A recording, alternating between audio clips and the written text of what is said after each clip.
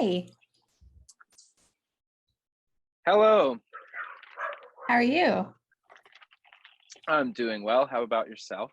I'm good. You ready to do this? I am. I haven't done one of these in a while. It's been a few months. Yeah.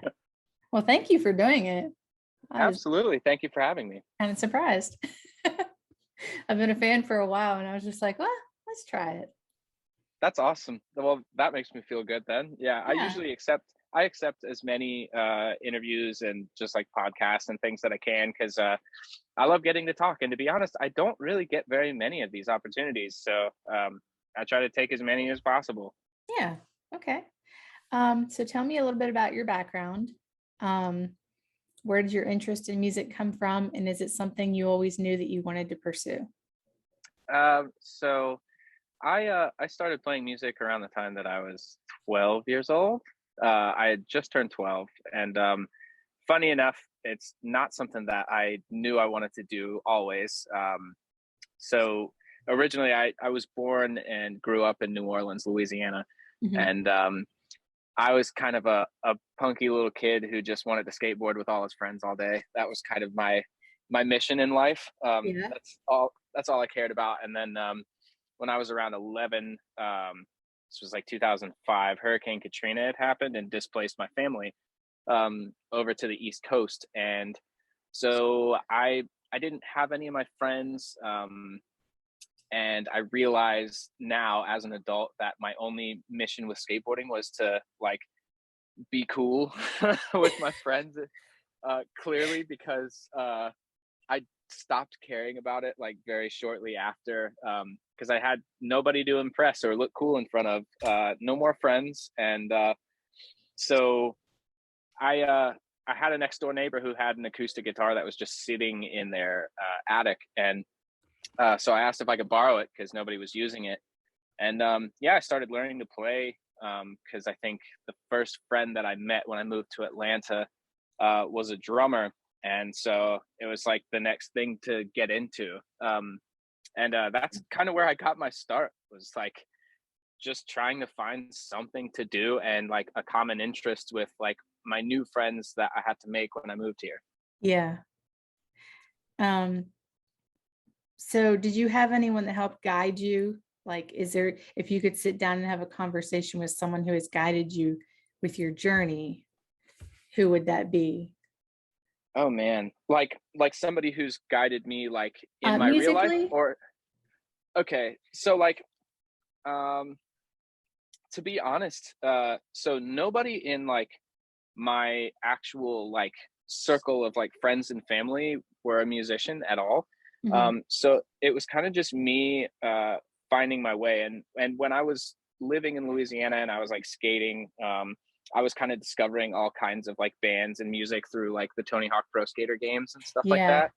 that. Um, and so quickly, like bands like AFI and My Chemical Romance and The Used, all started being like my favorite bands, and just listening to those records kind of like guided me to like finding my personality or like my sound or like what I wanted to like sound like, you know what I mean, like coming up as Yeah. a musician, like and if I could pick somebody that like really guided me, um like I said, this isn't somebody that I've met in real life or anything, but Davey Havoc from AFI definitely guided me in my journey towards musicianship, because I just loved everything that he did, and his vibe and his lyrics and like just the mood and mode of like all of those songs on those AFI records. Like it was just exactly who I wanted to be and like what I wanted to sound like as a musician. Um, Yeah. and so honestly, I would definitely say Davey from AFI. I wish that I could have a conversation with him and sit down and just like pick his brain about where he was and who he was during that time, you know, because I love like Yeah.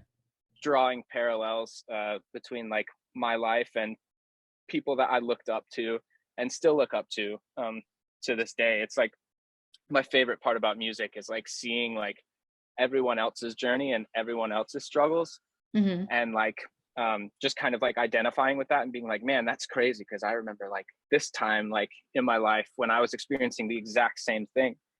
um, Yeah.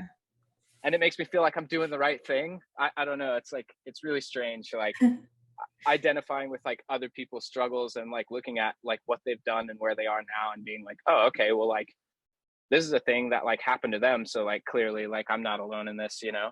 Mhm. So how do you think that TikTok has changed the music industry and what effect has it had on your career? Because I know that's actually how I discovered you. Okay, so this is a question that I think asks for an answer that is multi-layered. Okay. I So with TikTok, um first off, when I started TikTok, I had no idea what TikTok was or how it worked or like anything.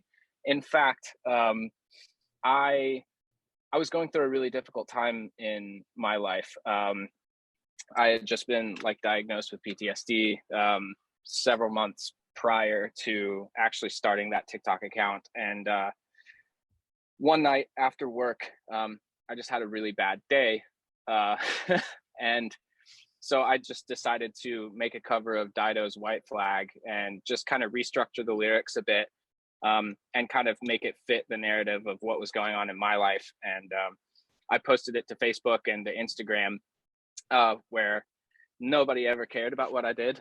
And for whatever reason, um, that video just like took off like crazy, and like all of my friends that I hadn't heard from forever were like commenting, and everybody was like, "Hey, like you need to start a TikTok, like for real." Um, and my response to that question or that comment every time was like, "I'm too old for TikTok," or Yeah. um, like I just didn't really get it. Like to me at the time, like I knew it as like a dancing app, or like the app where like everybody got on it and kind of like lip sang like their favorite Yeah. songs while like playing with their hair and trying to look really cool. So I was just Yeah. like, I don't want any part of that. Like, but I was like, you know what, whatever, like why not? So um I made one, and it completely changed my life. um I I first off, I have never ever been a singer. I've always played drums pretty much in every band, every project that I've ever done. And I I used to get like made fun of all the time, like by my friends, like for my voice. Like a lot of my friends like said that my voice sucked like all the time, and No. yeah, so I didn't really sing. And funny enough, like what I do for a living is like I do production, I make records, I do songwriting, and I've developed artists for like 10 years. And Mhm. the one thing that I ended up excelling at in that job was vocal production. So I think the only reason that I got somewhere that was like decent was by like trying to communicate what I wanted to hear out of other singers for the past like several years. Yeah. So I think I accidentally like learned how to sing by doing that. Um, so anyway, not to deviate too far from the question, but um, so yeah, so I made a TikTok, and yeah, it's crazy. I've spent the better part of my life trying to have a career making music. The only reason I started doing production work was because like the artist thing was not shaking out for me at all. And I had spent the time between 14 years old and 24 trying to make that happen. I just wanted to tour, be in a band, get a record deal, live the dream. And every time that I got close to it, something happened. It just fell apart. And I mean, the old methodical way of going about that was like, okay, we need to write the best songs we can. We need to go play around, and we need to try and get a record deal. Mhm. Um, and it's hilarious because the moment that my life fell apart and I stopped caring about it, and made a TikTok, all of a sudden it sort of just like bypassed that whole thing. Um, and I just got to be me and like just make stuff and just be myself. And it's like no longer gate kept by all of these labels and all of these people who dictate what people hear now. It's like determined by the fans and people that like discover these artists and decide to support them. Hmm. And so to answer the question a little more black and white, I think that that's what TikTok has done. It's kind of like crumbled the empire of gatekeepy major labels and Yeah. management groups, and now people get to decide what they want to listen to based on what they've discovered, rather than what they're being fed by all of these record labels and executives that think that they know good music. Hmm. When in fact, based on personal experience, um, most of them are old men like in their 50s and 60s that have no idea what a good record is. Yeah. They just know how to like invest their money. Um, so I think that that's the power of TikTok. It's like discovering great music is in the hands of the people again, and out of the hands of people who don't care about music Yeah. and only care about money. Hmm. Um, so yeah, here I am, fortunate enough to say that I have, I think like as of today, like 836,000 followers on TikTok, which is like absolutely absurd. I think it's Um, 844 okay, now. there we go. um, yeah, and that's all because I have a platform like TikTok to do that for, where it's like it doesn't matter who you are. Like if you put out something that's like uniquely you and like something that is like honest and like real and out there in the world for people to discover, like they'll discover it. Hmm. And I think that's amazing. um it's crazy. So when fans recommend your music to other people, what song would you hope that they choose? you know um the songs that I've released so far have not like have not turned out the way that I predicted at all. In fact, I thought um I thought based on like my songwriter brain that Everyone's a Secret probably would have been like the bigger song like out of the singles that have been released so far. Hmm. But I think looking back now, it's probably because I wrote that song in the safest format that I know how to do, which is just straight up like active rock, like radio kind of. Um, Hmm. and that's what I've done for a living for so long. So that felt like the right move. But it's really strange because everyone like seemed to turn their attention to the weirdest song that I put out, which was Blue, which was like the first one. And that was really like uh, a sort of trial and error thing. Like, I really love this. I think this is interesting and unique. Let's just see how it plays out. Yeah. Um, and that I think is still like the most streamed song that I have so far, um, which is wild to me. So it's like, to be honest, I love all of the songs, so I don't mind which one anyone recommends to someone. But Hmm. if I had to pick one that I think represents me the most as like a human being, um, it'd probably be Mind of Mine. Um, and I think that that's what I kind of want people to recognize my art for, is like the honesty and like the humility in it, and just the human in it. Less about like writing a song that makes me look cool, and more about like putting a piece of art out there that I hope people connect with if they're in a similar place, because I know how scary things can get when you deal with like challenges like mental health issues and Hmm. you know otherwise. So with you bringing that up, I'm actually going to skip ahead to another question. Is that you do seem to be very passionate about advocating for mental health. And I noticed you even did a song about a parent shaming their child for their sexuality. Right. So what kind of advice would you give to anyone that's struggling with their mental health or even their identity? um well, as cliche as it sounds, um I think that it's really important to maintain the mindset of holding on through really difficult times, Mhm. because I was in quite possibly the scariest place of my life after seeking help for my anxiety and depression a few years ago. And what actually diagnosed me with PTSD was a psychogenic seizure that I had as a reaction to Prozac. Um, and it's really strange, like how that medication can completely like alter your your state of being and your thoughts. And I was in a place where I didn't want to choose life, Mm. and I didn't want to continue choosing to move forward. And I thought I was stuck in a place um, of like derealization and depersonalization, and like it was almost like going on a bad trip, like on hard drugs for like 6 to 8 months, like coming off of that. Yeah. And it was terrifying, and that's uh that's what diagnosed me. But it was like I kept trying, and I kept holding on, and I stayed. And I'm really glad that I did, because eventually things did level back out. And I did find the right resources that I needed to maintain my mental health and kind of live a more functional and stable life. um, it took a while, but it did happen. And again, I can't emphasize enough like how scary of a place that was for me.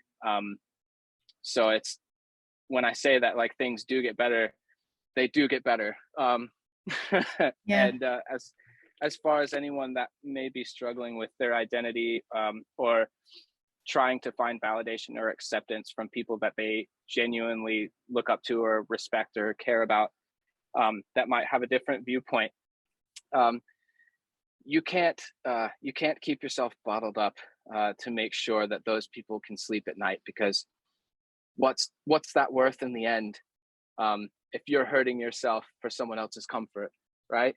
Yeah. I think it's very important that you be unapologetically you, to live the best life that you can, because in the end, if that's the path that you choose, then everyone else eventually will settle in and be at peace. And maybe not everyone agrees with who you are, but unfortunately, that's just life, right? Yeah. Um, and I mean, to be completely transparent and raw, um, you know, I I grew up in a place where my mother said, if any of my kids come out, or if any of them turn out to be gay or this or that or whatever, like I will always love them. They'll always be accepted. And so I thought I had a safe place to like come out and talk about my bisexuality. But when I did, um, my mother and I didn't speak for almost a year. And, my mom didn't want me to tell anybody, and that was really hard, because it made me kind of like change the lens that I saw my mother through. Hmm. And it kind of broke my heart a little bit, and my trust for her. And I felt like I wasn't safe in telling her things anymore, or like being myself. And even posting about it online, the video that you saw, that was extremely difficult for me to post. And I kind of debated it for 3 days. I I made it 3 days before I posted it, and I was scared to post it, because part of me feels like um, I'm in a hetero I'm in a heterosexual relationship with a woman, and I'm about to be a father. So it's like, who am I to like speak on my bisexuality when I'm not like currently living that? Or there's so many like things that like kind of go through your head. But at the end of the day, like, I am who I am, and I'm going to claim that. And I think it's Hmm. important for me to claim that, so that other people may find like the strength to be like, you know what, like maybe my parents don't agree with who I am, but like it's important that I live my truth, because this person is living their truth, you know, Yeah. under his Absolutely. circumstances. So I think it's just important to be who you are. Yeah.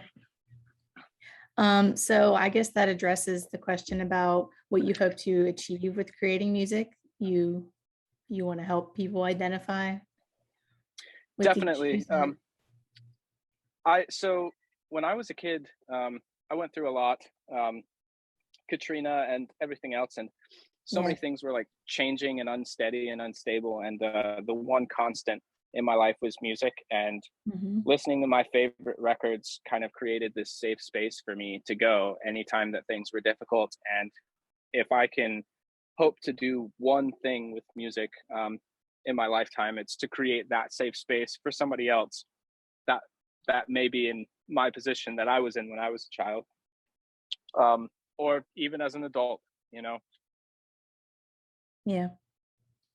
I think you're doing it. I appreciate that. You're honest, and that counts for a lot. People see that and they respect it. Yeah, sometimes it's difficult to tap into. Uh, it's hard to write about your life, especially things that are revolving around trauma, because Yeah. when you deal with PTSD and you deal with trauma on a real level, um, your brain basically trains you to stay out of a lot of those memories, and a lot of those like mental places, or else like you're kind of putting yourself in a place of peril. For me, I get like tremors and just really bad panic attacks and things like that. So like writing these songs is almost like a form of EMDR, which is exposure therapy or Mhm. confrontational therapy. And so it's funny, I always have to write it with a friend where I can talk about my story. They jot down the things that they think are important and kind of spill them back to me. And then we kind of like walk our way through it as we like articulate like writing lyrics, because my brain almost tries to lock me out of telling those stories and reliving that part of my life. Yeah. Um, so it's really difficult. It's funny. I get people who get upset at me all the time and say that I'm not doing things fast enough, and I'm like, if you only knew like the challenges of doing this and like actually writing from an honest place. It's funny. Sometimes I put pressure on myself to just write something that isn't honest just to satisfy those people. But then it's funny because I'm like, that's just totally like killing the purpose of all of this for me, you Yeah. know? So then that kind of eats up a bunch of time of me trying to figure out what the right thing to do is. And the right thing to do is to continue making honest music, because it's healing for me and it's healing for other people that are in that same place. And like, that's what's important. Yeah. So you recently did a collaboration with Chandler Layton. Would you like to do more collaborations? And is there anyone in particular that you would love to collaborate with? So yes, I loved doing that collab with Chandler. It's funny, I found her on TikTok and I loved her voice. And I commented on one of her posts and was like, hey, like, would you want to sing on one of my songs? Like, I didn't even have anything prepared, but I was like, it would be so cool to do something together. Mm. And she was basically like, nah, but do you want to do something on one of my songs? So I was like, oh, sick. Yeah. so um so she sent me Let It Go, and at the time I was in Salt Lake City producing a band, and it was like 10 o'clock at night, and I had like 30 minutes before I had to like stop recording because I was in a house. And so I remember kind of sitting down and just like writing where I was at, um, in my head, and I just tracked it in like 10 minutes and just like sent it back to her. Um, and she was like, "Oh shit, that was fast." Yeah. So I was just like, "Yeah, I'm literally sitting at my computer when you sent it to me, and I don't know, this is just what came out." And she loved it. Mm. Oh, did you lose me? Am I still here? For a second, you came back. Okay, sorry. But yeah, so she loved it, and yeah, we were gonna put it out like right after we posted the TikToks, which like did extremely well. They went viral. Um, but my manager was like, I don't want the first thing that you like post on like Spotify and platforms to be a collab. Like, I want it to be like your song. Yeah. That way, when people discover you and they go back to your page, there's like something there to like listen to, um, which I think was the right and wrong decision. Um, because I think if we would have put it out then, the song would have done extraordinarily better than it did. Because we ended up waiting like 6 months to put it out, and by that time, like the moment had passed, and I'm sure so many people forgot. Um, but I think it was also the right thing to do because I was able to establish like my identity and what I sounded like, and put Mm. myself out there first. Um, but I do hope to do more collabs. In fact, Chandler and I were just texting literally like 20 or 30 minutes ago. Um, and she had this other idea that she said that I thought was really great. So I think we're gonna work on that. It's not a for certain thing, but there is that. And then I would love to do something with Papa Roach. I had this idea to rewrite Scars and kind of like just use the chorus as like this like cathartic way to like tie my recovery story together with like Jacoby's cover recovery story, and Yeah. like almost like give the song like a totally like new life or meaning. And that would Yeah. be like a dream. That would be a dream come true to like do that. Um, but obviously, like my dream collabs would be like doing something with My Chemical Romance or like AFI or any of those bands that like really made me who I was and like Mm. put put me here talking to you. If it Yeah. weren't for those bands, I think I'd probably be some idiot in a Mustang going to college right now. Um, Not this guy at all. Yeah. Okay. Um, so last question. Do you have any closing messages for your fans? um, social anxiety.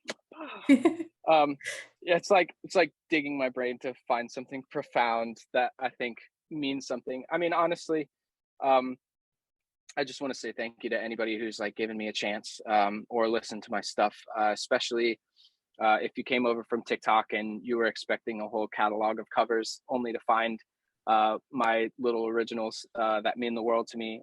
Yeah. It means a lot. So I kind of just want to thank everybody for giving me a shot and letting me be heard. And thank you to everybody who has held on. That was in a really difficult place.